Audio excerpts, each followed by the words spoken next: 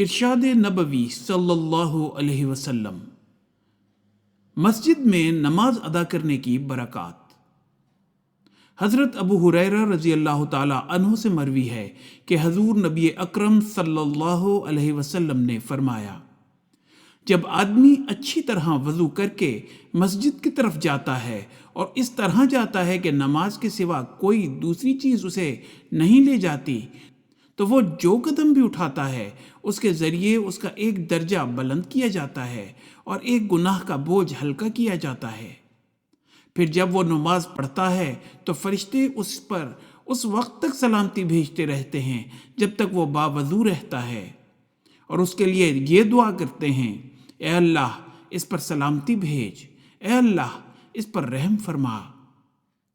تم میں سے ہر ایک جب تک نماز کا انتظار کرتا ہے وہ نماز ہی میں ہوتا ہے۔ حوالہ صحیح بخاری۔